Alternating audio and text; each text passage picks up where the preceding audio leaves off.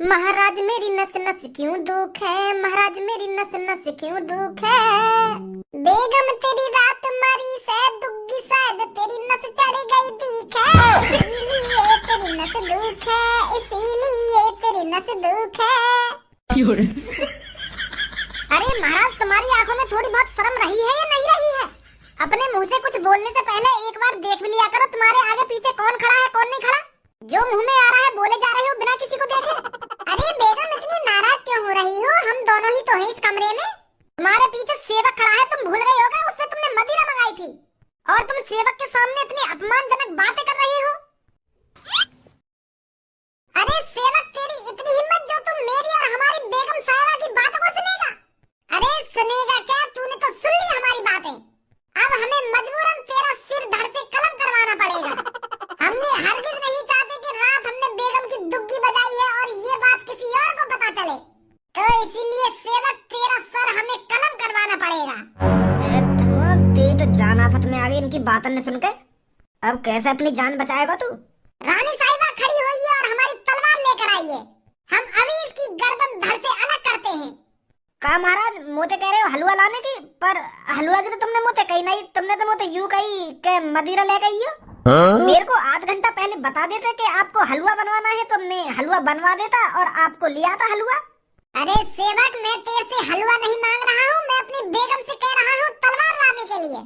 हाँ हलवा बनवा देता मैं तुमको, पर तुम एक बार मेरे को बताते तो सही। बुद्धि खराब क्यों कर रहा है तू सेवक? अब तू अपने महाराज का मूड खराब कर रहा है। ये बता तूने हमारी रानी साहिबा की दुग्गी वाली बात सुनी है या नहीं सुनी? ना महाराज हमारे पास ना है एक भी भेड़ बकरिया। अगर हमारे पास भेड़ बकरिया होती तो मैं तुम्हारे पास काहे नौकरी करता। पहले हती हमारे पास भेड़ बकरिया, पर अब एक भी बकरिया ना है। तुम्हारे राजमहल से हमारा खर्चा पानी चल रहा है। तो अब मेरी बात समझ में ना आ रही का? मैं कुछ और बोल रहा हूँ और तू कुछ और बोल रहा हो, तो मेरी बात समझ में ना आ रही का? मैं क्या बोल रहा हूँ क्या ना बोल रहा? तेरे कान बहरे हैं का? महाराज जी कर क्या है मैं टट्टी, बिना टट्टी करे राजमहल में कैसे आ जाऊंगा मैं? अब तुम्हें सोचो मैं बिगड़ टट्टी करे आता और तुम मुझे मदिरा मंगाते और मुझे टट्टी लग जाती तो फिर मैं अपनी टट्टी संभालता या तुम्हारी मदिरा संभालता?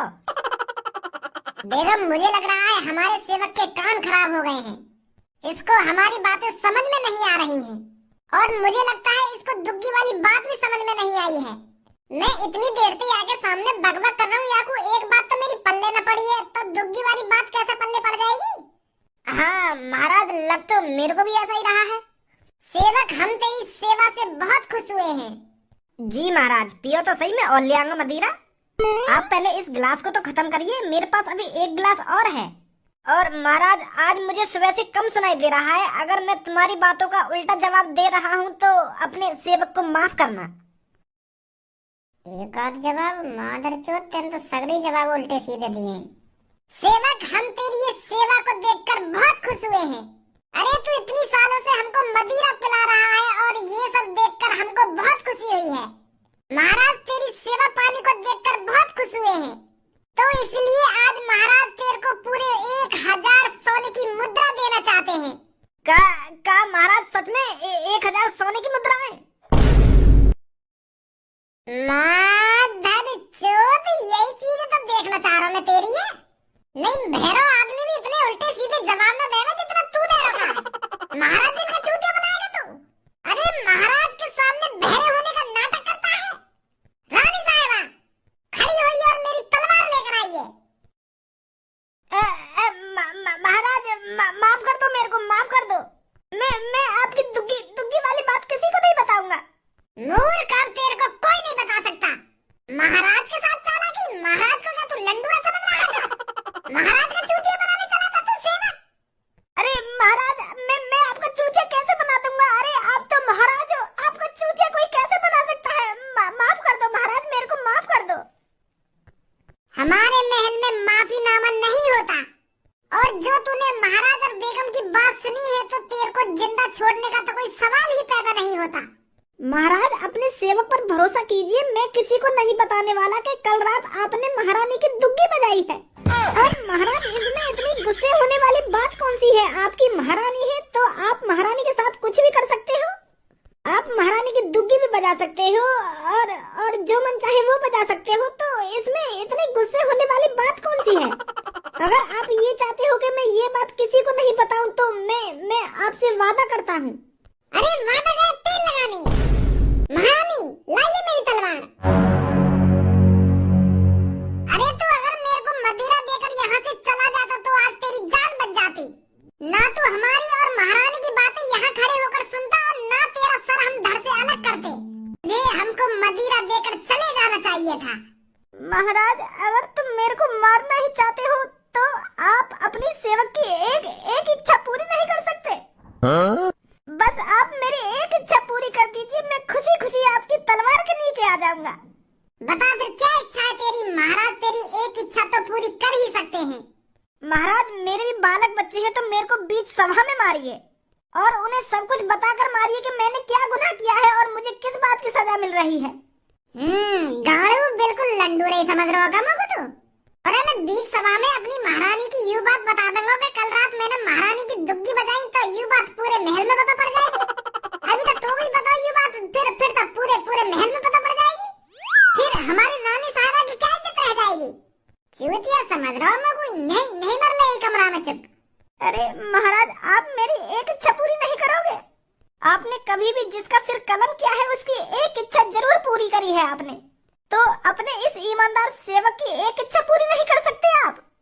महारानी का करो या ने तुम्हें फंसा दिया। महाराज, तो ऐसा करते हैं, अभी हम आज रात सोचा विचारी करते हैं इसके साथ क्या करना है क्या नहीं करना। अभी फिलहाल इसको कारावास के अंदर डलवा दीजिए। सैनिकों जल्दी यहाँ पर आओ और इस सेवक को कारावास के अंदर डाल दो।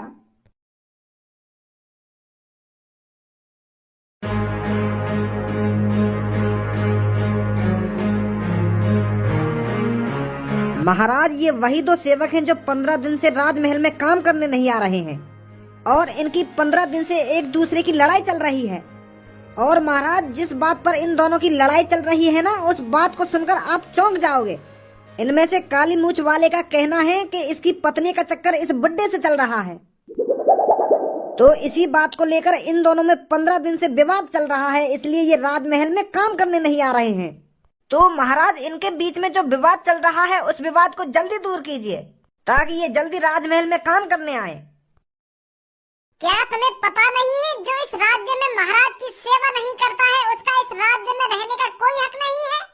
इस राज्य में महाराज की सेवा सबसे बड़ी सेवा है और जो महाराज की सेवा को नकारता है, पता है उसका अंजाम क्या होता है? 10 साल काल कोठरी की सजा। बताइए 15 दिन से राजमहल में आप क्यों नहीं आ रहे थे? मेरे महाराज, मैं आपका सेवक हूँ और जिंदगी भर आपका सेवक ही रहूंगा। अरे मैं तो आपके चरणों में आपकी सेवा करते करते बूढ़ा होकर मरना चाहता हूँ, पर महाराज मेरे साथ जो हुआ है उस बात को मैं अपने मुंह से कैसे बताऊं? अरे मैं तो रोज आपके महल में आपकी सेवा करने आता रहा और ये बुढ़ा मेरे पीछे मेरे घर में मेरी बहू की सेवा कर रहा था। महाराज, इसका मेरी बहू से चक्कर चल रहा है और ये बुढ़ा रोज रात को मेरे घर पे आया करता था और मेरी बहू के साथ छेड़ाखानी करके चला जाया करता था। छेड़ाखानी मतलब? छेड़ाखानी भी कई तरीका की होती है, जैसे किसी महिला का पल्लू खींचना या उसका हाथ पकड़ना या उसकी टांग पकड़ना। छेड़ाखानी बहुत तरीका की होती है। तो तू मेरे को ये बात बताना, छेड़ाखानी किस तरीका की थी? वो महाराज, मैं किस मुंह से बताऊं आपको? महाराज के सामने ज्यादा बकचोदी मत कर, साफ साफ बता क्या हुआ है? किस तरह की छेड़ाखानी हुई है तेरी बहू के साथ? इतना टाइम नहीं है मेरे पास जो तुम्हारी बातों को सुनता रहूं। बता जल्दी क्या हुआ है? महाराज, जब मैं राजमहल में काम करने आया करता था तो ये मेरे से पीछे मेरे घर पे जाता था और ये बुढ़ा मेरी बहू की दुग्गी बजाया करता था। अच्छा, तो दुग्गी का चक्कर है। कितनी बार तेरी बहू की दुग्गी बजाई है इसने? और तुझे क्यों लगता है ये तेरी बहू की दुग्गी बजा रहा है? क्या तूने अपनी बहू के साथ इसको कुछ गलत करते देखा है या बस अंदाजा ही लगा रहा है? क्या तुझे पक्का यकीन है ये तेरी बहू की दुग्गी बजा रहा था? अरे एक बार इस बुड्ढे की शक्ल तो देख ले, ये 80 साल का बुड्ढा है। 80 साल का बुड्ढा क्या तेरी बहू से इश्क लड़ाएगा?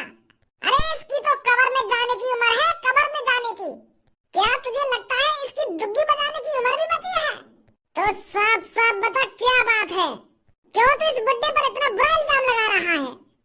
महाराज, मैं इल्जाम काहे को लगा रहा हूँ? यूँ रात को मैंने अपने घर से बाहर निकलता हुआ देखो है। अब तुम्हें बताओ, रात को ये मेरे घर में क्या करने आए हो? मैं तो खराटे भर के सो रहा था और मेरी बहू और ये जाग रहे थे।